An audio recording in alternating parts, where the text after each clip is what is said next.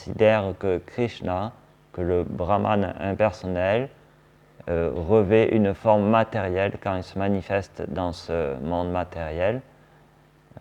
Et ça fait qu'ils disent alors on peut adorer n'importe quel déva, puisque le Brahman impersonnel est dans chaque être. Alors pourquoi adorer juste Krishna ou juste Vishnu? Autant adorer les devas et on pourra s'élever jusqu'au Brahma Jyoti. Donc c'est l'autre type d'offense, c'est donc de considérer, de mettre sur la même plateforme en fait Deva et Vishnu, et en disant que c'est le Brahman impersonnel qui se manifeste dans ce monde matériel à travers différentes formes, les Devas, tous les êtres vivants que nous pouvons voir autour de nous. Et donc ça aussi c'est une offense parce que il est bien expliqué dans les Védas que Krishna, Vishnu, est supérieur. C'est lui qui donne le pouvoir à tous les devas pour gérer ce monde matériel. Et alors que les devas, eux, finalement, ils sont au service de Vishnu pour gérer ce monde matériel. Donc chaque deva va avoir une certaine, va être mis en pouvoir par Krishna pour maintenir une activité dans ce monde. Que ce soit Brahma qui crée, ou Shiva qui détruit, ou Indra qui est le chef des planètes éthéniques. Ils sont chacun mis en pouvoir par Vishnu pour gérer ce monde matériel. Et on peut voir que même Krishna, quand il apparaît dans ce monde, il organise des divertissements pour montrer ça aussi, à travers donc le divertissement où il va punir Brahma, Brahma qui devient trop orgueilleux. Toujours pareil, ces positions-là, matérielles, ont tendance à faire naître de l'orgueil, de la fierté. Et on peut voir que ce soit Brahma ou Indra, et dans les divertissements de Krishna à Goloka Vrindavan, ils ont fait cette erreur-là de se croire supérieur en fait à Krishna. Donc Indra qui a été offensé par le fait que Krishna demande à Nanda Maharaj d'arrêter le sacrifice qu'il lui vouait pour avoir des pluies, pour avoir les pluies, pour pouvoir élever les vaches et faire pour les plantations, tout ce qui est nécessaire. Et donc il s'est énervé quand Krishna lui a demandé à Nanda Maharaj d'arrêter ses sacrifices et d'adorer la colline Govardhan à la place. Et donc on peut voir qu'il y avait une fierté en Indra, parce que les pâtres l'adoraient pour avoir donc des bénéfices matériels. Quand Krishna a demandé d'arrêter, alors là, il s'est offensé. Et donc, après, on connaît tout le divertissement. Il a envoyé des pluies et Krishna a fini par soulever la colline Govardhan pour protéger donc tous les habitants de Vrindavan. De la même manière, Brahma, quand Krishna donc, se divertit avec les pâtres, il veut tester sa supériorité. Donc, il a volé tous les pâtres et toutes les vaches pendant une année entière, et il a vu que, en fait, après il s'est rendu compte que Krishna avait pu manifester tous les pâtres et les veaux pour continuer les divertissements et que rien ne soit dérangé en fait dans le monde spirituel. Donc les deux se sont rendus compte et après se sont donc excusés envers Krishna et ont récité des très belles prières dans lesquelles ils demandent donc, le pardon de Krishna. Donc ça c'est la mentalité donc, des devas. Par une élévation matérielle, on va avoir tendance à avoir aussi une augmentation de l'orgueil et donc on a tendance à commettre des fautes et donc à offenser. Et ces offenses-là, on peut voir que les devas aussi nous montrent un exemple, c'est que nous on est tous plus ou moins avec des pollutions de désirs matériels. Donc on va avoir tendance des fois à faire des offenses envers les dévots, nous devons toujours faire comme les Devas, demander pardon envers Krishna et envers les dévots. Parce que c'est la première offense au Saint-Nom.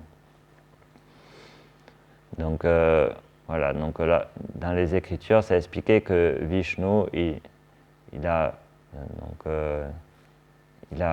est supérieur donc à tous les Devas qui sont finalement mis en pouvoir par Vishnu, par Krishna. Et donc, ce qui est intéressant de voir dans cette situation-là, c'est que Narada Muni, en fait, c'est expliqué ils étaient dans un festival de Sankirtan, donc ils étaient en train de chanter les saints noms. Mais par son association, par le contact qu'il a eu avec ces femmes, il a fini par chanter le nom des Devas. Et donc, toute la culture Vaishnava et l'étiquette Vaishnava nous aide à ne pas tomber dans cette erreur-là. Et Srila Prabhupada, il a beaucoup insisté sur le fait que nous devons suivre aussi cette culture-là pour éviter de tomber dans ces erreurs-là de désir matériel. Et dans le temple, Prabhupada faisait toujours bien attention que femmes et hommes soient séparés. Et donc là, on peut voir un exemple qui permet de comprendre pourquoi il a demandé cette séparation entre hommes et femmes. Parce que si on commence à chanter en se mélangeant, alors on ne va pas chanter avec la bonne mentalité, avec des désirs matériels qui vont naître dans notre esprit. Et on peut voir aussi que cette culture-là, donc c'est expliqué que c'est bien. On va avoir des activités qui vont être liées donc à notre karma et notre conditionnement. Donc comme Krishna le dit, Chatur Vanyam Vayasricham Guna Karma Vivagacha. Donc Guna Karma Vivagacha, ça veut dire en fonction donc de notre karma, nos activités passées, et les activités du présent. Ça va conditionner les activités qu'on a dans ce corps matériel pour faire qu'on soit satisfait dans nos activités et qu'il n'y ait pas des désirs matériels qui naissent dans notre service de dévotion. Si on fait une activité qui n'est pas en accord avec notre conditionnement, alors on va agir tout en ayant dans notre mental des désirs matériels. Alors que si nos activités que nous faisons dans la conscience de Krishna sont en accord avec notre conditionnement et tout notre passé et notre nature matérielle, alors on pourra agir tout en ayant un mental apaisé et on pourra penser donc à Krishna et offrir nos actes à Krishna dans nos activités, et non faire ces activités en ayant des désirs de gratification des sens matériels. Hier, Maharaj il m'a demandé de lire une conversation entre Srila Prabhupada et je ne me rappelle plus, Harishuri, sur le Varnashram Dharma, justement. Et Harishuri il disait mais Chaitanya Mahaprabhu il est venu en disant que nous ne sommes pas brahmanas, nous ne sommes pas kshatriyas, nous ne sommes pas vaishya, nous ne sommes pas grihastha, toutes les différentes classes du Varnashram Dharma. Et c'est vrai qu'il y a même un verset dans les Écritures qu'on récite avant d'aller sur l'autel, Naham, je ne me rappelle plus, qui explique que je ne suis pas brahmana, je ne suis pas kshatriya, je ne suis pas vaishya, je ne suis pas toutes les classes, mais je suis gopi bhartu padakamayor das anudas anudas. Et donc ça c'est notre nature spirituelle. Donc quand on sera transcendantal, alors on pourra réaliser cette nature-là et agir avec cet entendement. Mais tant qu'on n'a pas cette élévation de la conscience, nous devons agir avec notre conditionnement matériel. Et donc, Hari Suri disait, j'étais à Mahaprabhu et il dit qu'il a rejeté le Varnashram Dharma. Et c'est vrai, dans plusieurs discussions avec des associés intimes, il rejette cette notion du Varnashram Dharma. Et donc, il argumentait avec ça que le seul moyen dans l'âge de Kali, c'est le chant du Saint-Nom, donc il ne faut pas pratiquer le Varnashram Dharma.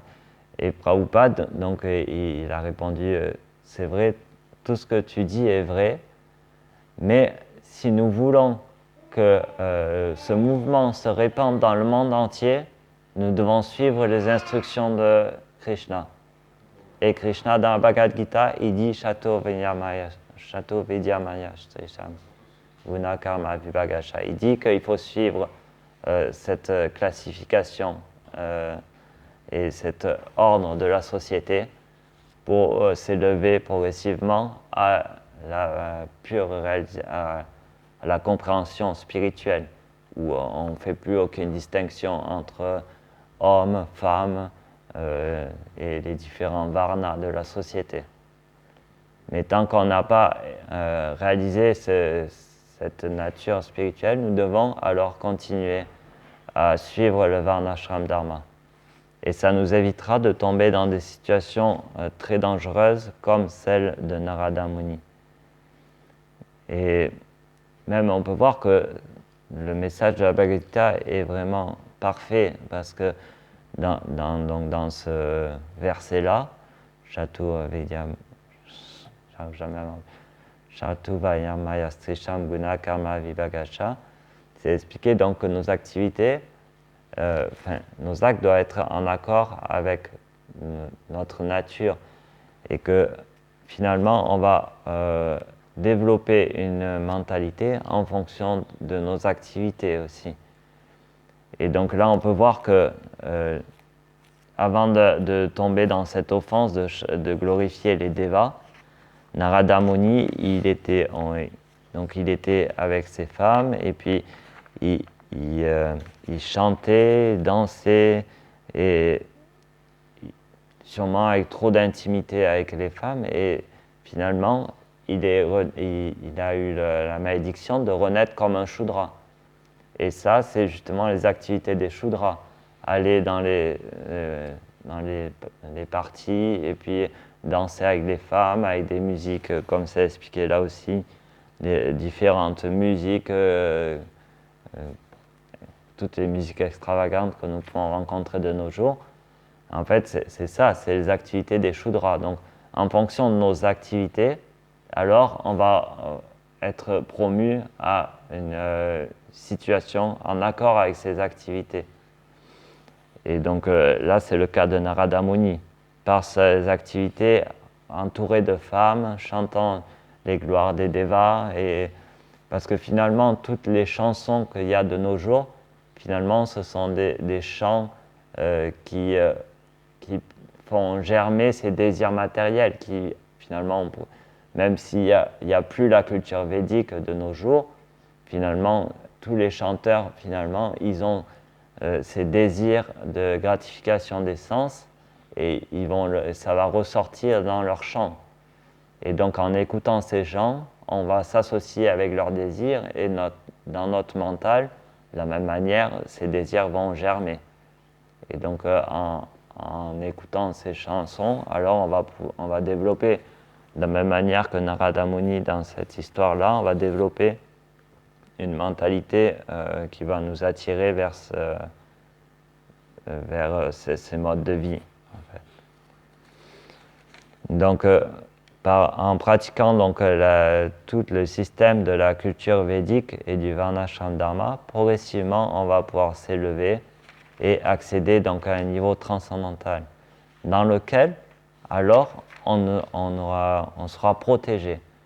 Et ça, on peut le voir, par exemple, dans l'histoire de Haridas Thakur, qui, lui, chantait donc 24 heures sur 24 les saints noms, et quand le gouverneur lui a envoyé une prostituée par envie.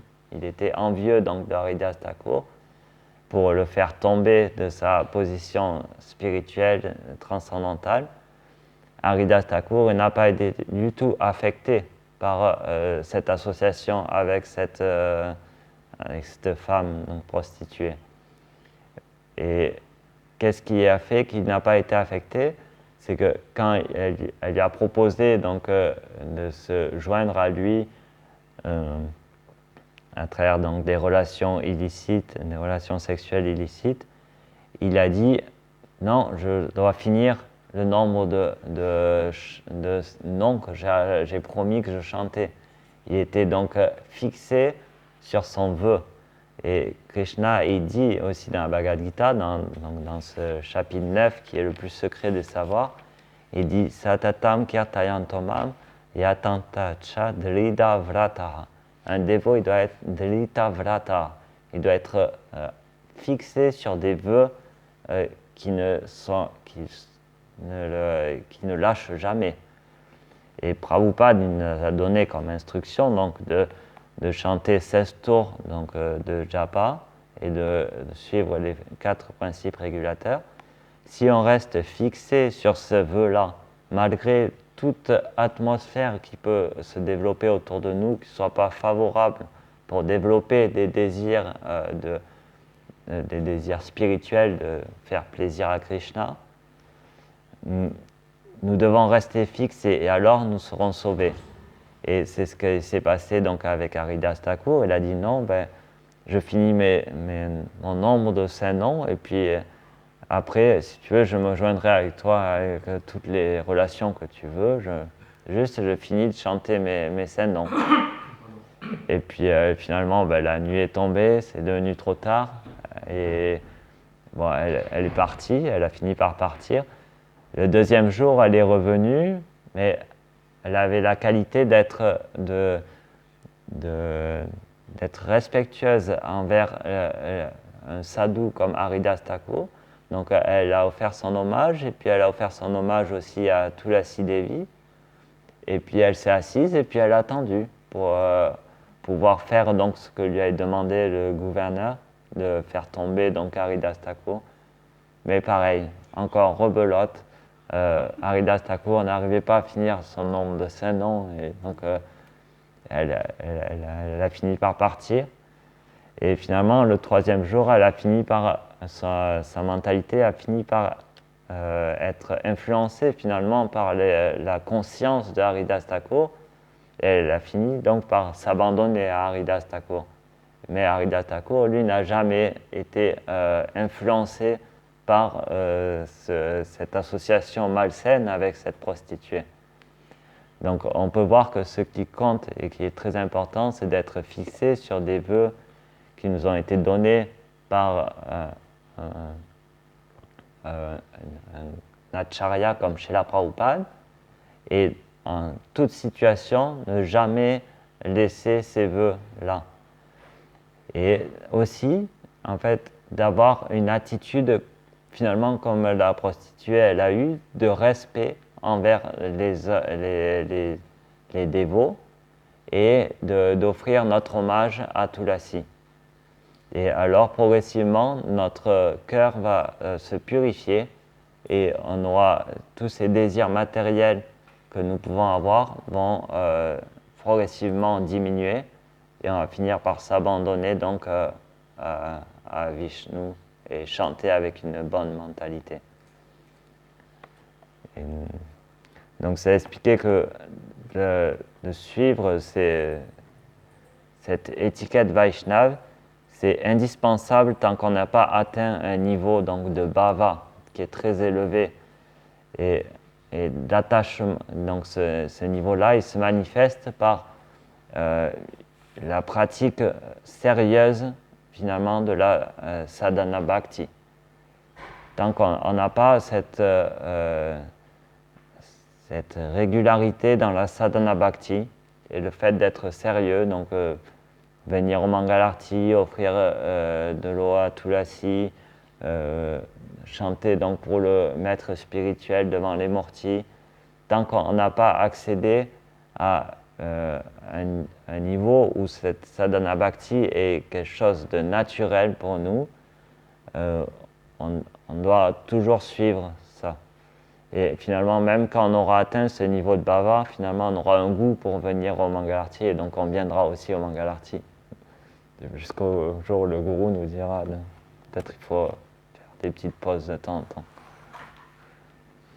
Voilà, et donc à ce niveau-là, alors on pourra ne plus être, on a moins de risques de tomber sous l'influence des désirs matériels comme dans le cas de Narada Muni, dans cette histoire. Voilà. Est-ce que vous avez des commentaires ou des questions par rapport à ça? Attends, vas-y.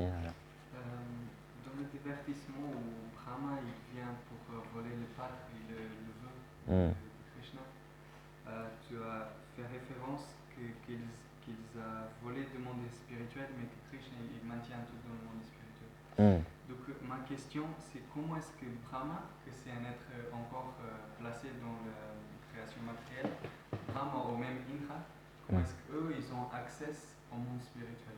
Comme ça se fait qu'un être qui est encore mortel, qui est encore éphémère, il a accès au monde spirituel. Par la miséricorde de Krishna. Parce que Krishna, dans sa miséricorde immotivée, il est venu manifester ses divertissements dans le monde matériel. Il a fait descendre le monde spirituel dans le monde matériel, finalement, en venant avec tout son entourage, Goloka Vrindavan, et manifester ses divertissements pour, finalement, par compassion pour les êtres conditionnés, pour leur donner la possibilité de savoir qu'est-ce qui se passe dans le monde spirituel et pouvoir absorber leurs pensées dans ces divertissements et donc retourner au monde spirituel à la fin de leur vie. Donc là, c'est une miséricorde de Krishna. De la même manière, Krishna nous donne tous les divertissements à travers le livre de Krishna, enfin, tout le Srimad Bhagavatam, il nous donne tous ces divertissements. Et donc ces divertissements descendent dans le monde matériel. Et de la même manière, nous pouvons soit les glorifier et glorifier le Seigneur à travers ces divertissements, soit devenir orgueilleux et faire comme Brahma finalement, avoir pas une attitude propice envers ces divertissements qui sont décrits dans le Srimad Bhagavatam. Et c'est la raison pour laquelle Srila Prabhupada nous demande d'étudier en détail la Bhagavad Gita avant de commencer tous les divertissements du Seigneur qui sont dans le Srimad Bhagavatam. Mais c'est la miséricorde de Krishna qui descend dans ce monde pour manifester ces divertissements, pour que tous les êtres vivants conditionnés puissent connaître ces divertissements.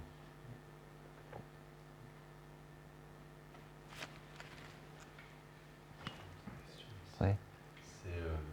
Comment pourrait-on définir les Shudras, la malédiction des Shudras? Ok. Alors, Shudra, c'est des êtres qui sont influencés par le guna de l'ignorance. Et donc, Shudra, c'est des gens qui ne suivent pas cette culture Vaishnava, en fait, et qui, leurs activités sont toutes pour la gratification de leur corps et sans autorité supérieure, finalement. Et c'est pas exactement ça, parce que disons que dans notre société, il n'y a même pas de Shudra, finalement, on va dire. Parce que Shudra, c'est dans la culture védique, c'est les êtres donc, qui sont conditionnés par ce guna de l'ignorance, qui ne savent pas qu'est-ce qu'il faut faire de la vie, quel est le but de la vie, et qui en fait sont relativement simples dans leur manière de penser, leur intelligence, et ils sont enclins à servir les autres groupes de la société. Ça, c'est les Shudras. Les activités des Shudras, c'est d'être au service des autres groupes de la société. Et dans notre société, vu qu'on ne suit plus du tout la culture Vaishnava, on va dire on a en quelque sorte une mentalité de Shudra par le fait qu'on est tous dans cette société finalement influencés par ignorance à travers les drogues et toutes les activités que nous voyons dans la société qui sont pour la gratification des sens. Mais parce que nous ne suivons pas la culture Vaishnava, alors on n'est même pas Shudra, on est des intouchables, on est des Chandala. Comment on dit déjà? Chandala. Lecha et Chandala. Donc on peut dire que tant qu'on n'est pas en contact avec la culture Vaishnava et qu'on est influencé par les gunas de l'ignorance et de la passion, on n'est même pas des Shudras. Et c'est expliqué que dans l'âge de Kali, en fait, vu que la culture Vaishnava est en déclin, c'est que plus personne suit cette culture Vaishnava, finalement, on est tous comme Shudra, c'est-à-dire du moins avec cette mentalité de Shudra. On est, parce que dans toute la culture Vaishnava, il y a tout un principe de rituel, on pourrait dire, qui permet à des Vaishnavas d'engendrer des êtres qui sont plus élevés. Et c'est tout ce qu'on appelle les samskars, qui sont des rituels qui permettent justement d'avoir des enfants qui sont influencés plutôt par les gunas supérieurs de la vertu et pas des êtres qui sont plus déchus comme ce que l'on est dans cette société. Vous disiez donc de ne pas être gratifié des sens matériels, de se détacher finalement des sens matériels. Et est-ce qu'on pourrait parler aussi de l'ego en soi, en fait, de vouloir se valoriser soi-même? Oui. L'ego est une gratification des sens, mais subtile. C'est-à-dire qu'on ne va pas chercher à gratifier ce corps de matière qui est fait de terre, eau, feu, air et terre, mais on essaye de se gratifier le mental ou l'intelligence à travers donc la réciprocation avec les êtres autour de nous qui nous glorifient. Et alors, ça a tendance à gratifier le mental et l'ego, le faux ego. Dans les 8 éléments matériels, il y a 3 éléments subtils qui sont le mental, l'intelligence et le faux ego. Et donc, ces 3 éléments-là vont être... on va trouver une gratification matérielle à travers ces éléments-là aussi. Les grands intellectuels dans notre société, souvent, ils se gratifient les sens à travers le mérite qu'ils ont d'écrire tout ce qu'ils font. Mais ils ne font pas ça pour le plaisir de Krishna. Et donc, c'est aussi une gratification des sens. Dans ce monde, tout ce qu'on fait, soit c'est pour le plaisir de Krishna, soit c'est pour le plaisir du corps matériel. Avec donc aussi dans le corps matériel, on comprend le mental, l'intelligence et le faux ego.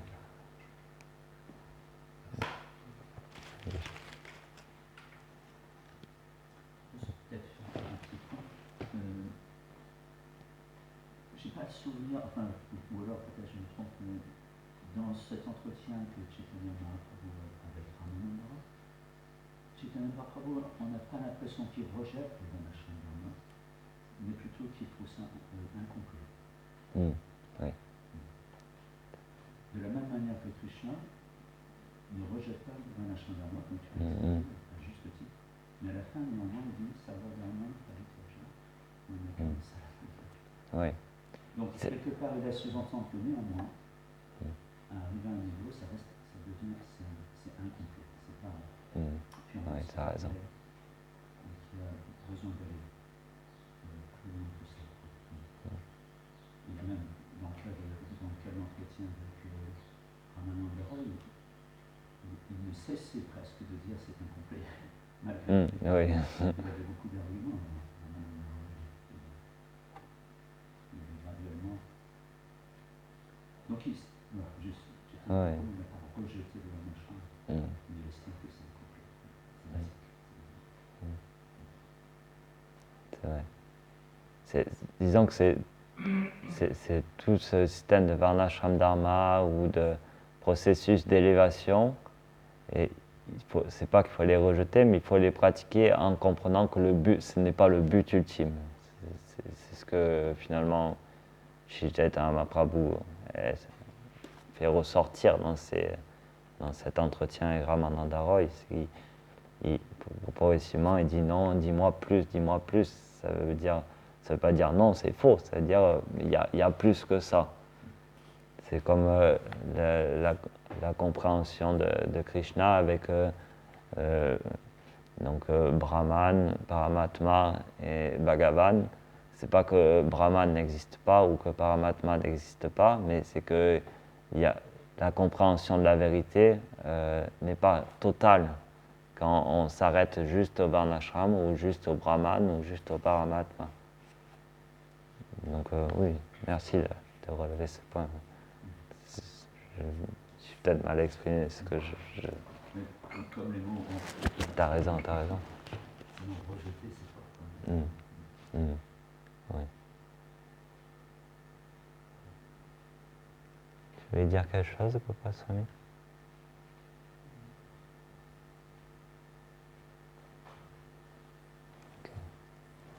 Srila Prabhupada ki, Srimad Bhagavatam ki, Gaura Premanandi.